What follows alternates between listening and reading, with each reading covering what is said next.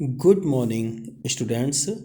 BEd second year अर्थात BEd द्वितीय वर्ष बीएड सेकेंड ईयर में पेपर नंबर 10th जिसका नाम है क्रिएटिंग एंड इंक्लूसिव एजुकेशन अर्थात शिक्षा समावेशी शिक्षा के अंतर्गत आज हम लोग जानेंगे identification of hearing impaired children यानी कि श्रवण बाधित बच्चों की पहचान।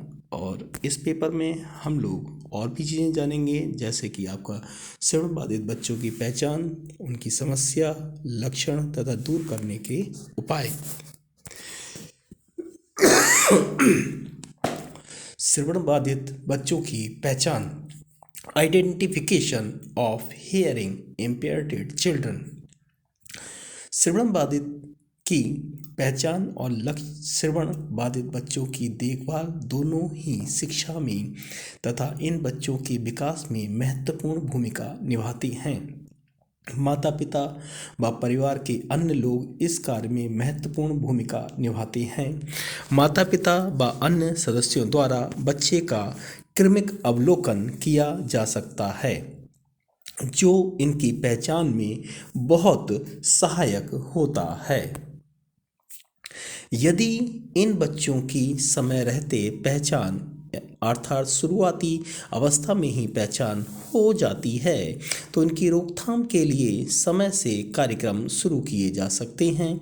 आवाज़ के प्रति यदि बच्चा प्रतिक्रिया ना करे तो माता पिता को बच्चे का श्रवण बाधित होने का शक हो जाता है।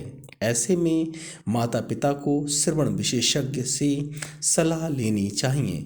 श्रवण बाधित बच्चों की पहचान के लिए कुछ टेस्ट तकनीकों का प्रयोग किया जाता है जो इस प्रकार से हैं।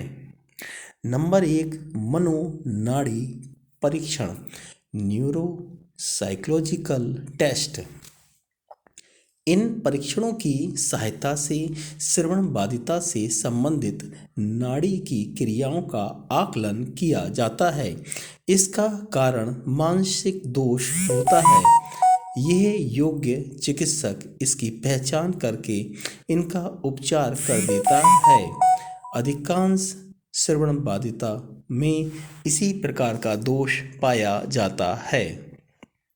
नंबर 2, बालक का एकल अध्ययन, case study of the child. ये विधि श्रवण बाधिता की पहचान की सबसे उत्तम विधि मानी जाती है क्योंकि इसके अंतर्गत जन्म से लेकर वर्तमान स्थिति तक के सभी प्रकार के बालक संबंधी सूचनाओं को संकलित किया जाता है। अन्य सभी मापनियों से केवल पहचान की जाती है लेकिन एकल अध्ययन विधि से निदान भी होता है।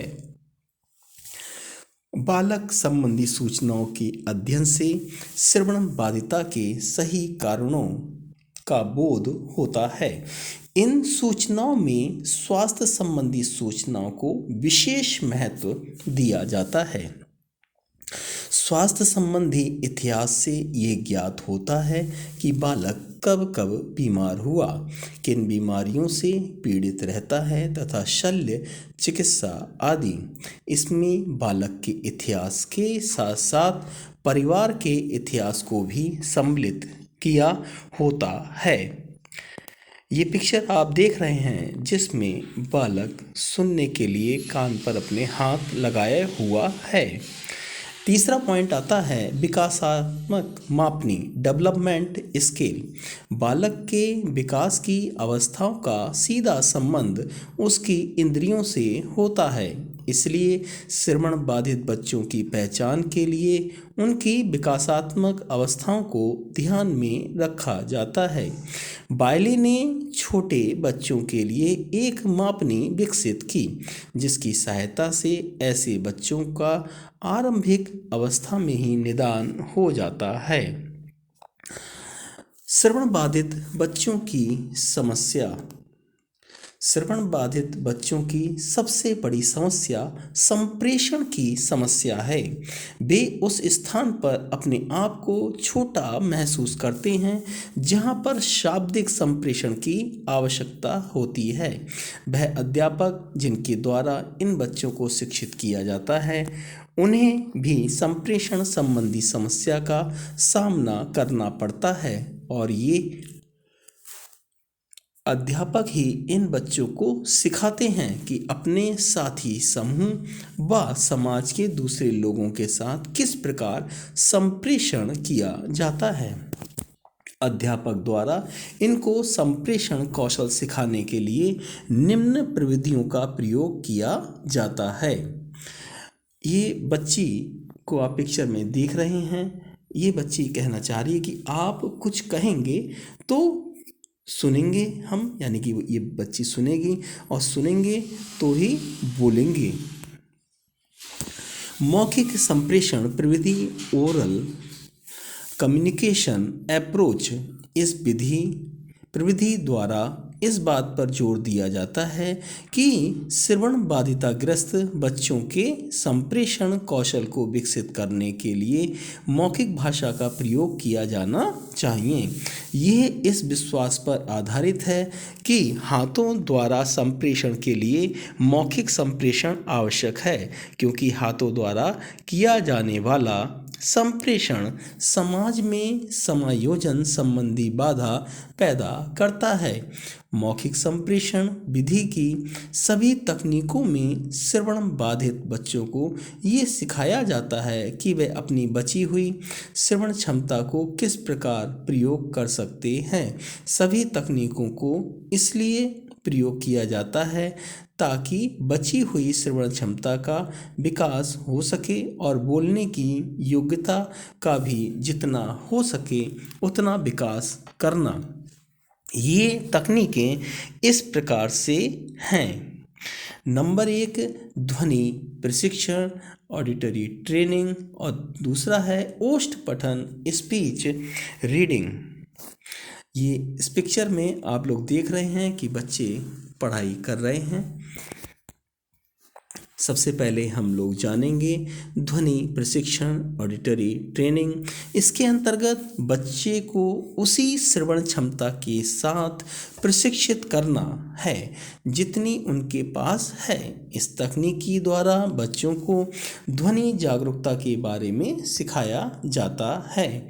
इस बालक को इस पिक्चर में आप लोग देख रहे हैं।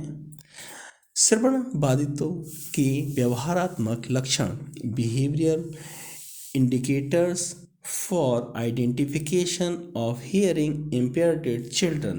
श्रवण बाधित बच्चों की पहचान के लिए व्यवहार निरीक्षण अधिक उपयोगी माना जाता है, क्योंकि बच्चों के निरीक्षण से ही उनकी श्रवण बाधिता का बोध होता है। कुछ मुख्य व्यवहारात्मक लक्षणों का वर्णन इस प्रकार से है। नंबर 1 वाणी दोष का होना। नंबर 2 अनुदेशनों का अनुसरण करने में असमर्थ होते हैं। नंबर 3 इनमें अवधान का अभाव होता है। नंबर 4 अपने सिर को एक तरफ मुड़कर बात को सुनने का प्रयत्न करते हैं। नंबर 5 कक्षा के अंतर्गत अक्सर शिक्षक से पाठ्य वस्तु की पुनरावृत्ति या दोहराने को कहते हैं। नंबर 6 अक्सर कान में दर्द रहता है। इस पिक्चर में भी आप देख रहे हैं कि बच्चे कान पर सुनने के लिए प्रयास करते हैं। नंबर 7 शाब्दिक संप्रेषण में कठिनाई का अनुभव करते हैं। नंबर 8 ऐसे बच्चों की दृष्टि बोलने वाले के ओंठों की तरफ अधिक रहती है। नंबर 9 ये सीमित शब्दावली का प्रयोग करते हैं। नंबर 10 इनकी भाषा का सही विकल्प नहीं होता है। नंबर 11 ये वाद विवाद कार्यक्रम में हमेशा संकोच करते हैं। नंबर 12 अक्सर इनका कान बहता रहता है। नंबर 13 कक्षा में बालक कान में आवाज़ सुनने के यंत्र का प्रयोग करते हैं। इस प्रकार के व्यवहार से अध्यापक श्रवण बाधित बालक की पहचान आसानी से कर सकता है। अतः अध्यापक को ऐसे बच्चों पर पूरा ध्यान देना चाहिए। अब हम लोग जानेंगे श्रवण बाधिता दूर करने के शैक्षिक उपाय। श्रवण बाधित बच्चों के लिए 4 प्रकार की स्थानापन्न सुविधाएं प्रदान की जाती हैं। श्रवण बाधित बालकों की दिन प्रतिदिन की क्रियाओं को सुचारू रूप से करने के लिए कुछ सुविधाएं दी जानी चाहिए। 4 प्रकार की स्थानापन्न सुविधाएं इस प्रकार हैं। नंबर 1, समन्वित कक्षा कक्ष इंटीग्रेटेड क्लासरूम्स। नंबर 2, नियमित विद्यालयों में विशेष कक्षा special class in regular school. Number 3, विशेष विद्यालय स्पेशल स्कूल। और नंबर 4, आवासीय विद्यालय रेजिडेंशियल स्कूल्स। सबसे पहले हम लोग जानेंगे समन्वित कक्षा कक्ष इंटीग्रेटेड क्लासरूम। इस प्रकार की शिक्षा व्यवस्था में श्रवण बाधित बच्चों को सामान्य बच्चों के साथ सामान्य विद्यालयों में शिक्षित किया जा सकता है। कम श्रवण बाधित बच्चों को समन्वित शिक्षा व्यवस्था के द्वारा शिक्षित किया जाता है। उसकी आवश्यकताओं और समस्याओं को एक नियमित अध्यापक विशेषज्ञों और संसाधन कक्ष सुविधाओं की सहायता से हल कर सकता है। नंबर दूसरा पॉइंट आता है नियमित विद्यालयों में विशेष कक्षा यानी कि special class in regular school. कम व मंद गति के श्रवण बाधित बच्चों के लिए नियमित विद्यालयों में विशेष कक्षाओं की व्यवस्था की जाती है। इन बच्चों को सामान्य बच्चों से अलग कक्षाओं में शिक्षण प्रदान किया जाता है। इन बच्चों की अधिगम कमियों को पृथक कक्षाएं आयोजित करके दूर किया जा सकता है। इन पृथक कक्षाओं में प्रशिक्षित अध्यापक व अन्य अध्यापकों के सहयोग से अपना कार्य करते हैं। नंबर 3, विशेष विद्यालय स्पेशल स्कूल्स। जो बालक गंभीर श्रवण बाधिता से पीड़ित होते हैं उनके लिए विशेष विद्यालयों की व्यवस्था की जाती है। इन बच्चों को सामान्य विद्यालयों में सामान्य बच्चों के साथ शिक्षित नहीं किया जा सकता है।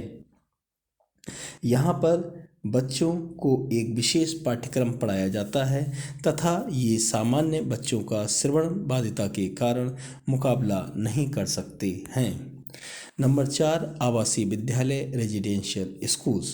पूर्ण रूप से बाधित या पूर्णतया श्रवण बाधित बच्चों के लिए आवासीय विद्यालयों की व्यवस्था की जाती है। इन बच्चों को विशेष प्रशिक्षण की आवश्यकता होती है। यहाँ बधिरों को शिक्षित करने संबंधी सभी उपकरण, सामग्री, सुविधाएं और प्रशिक्षित अध्यापकों की व्यवस्था होती है। इस पिक्चर में भी आप लोग देख रहे हैं बालिका सुनना चाहती है तो उसने कान पर अपने हाथ लगा लिया है। Thanks for watching.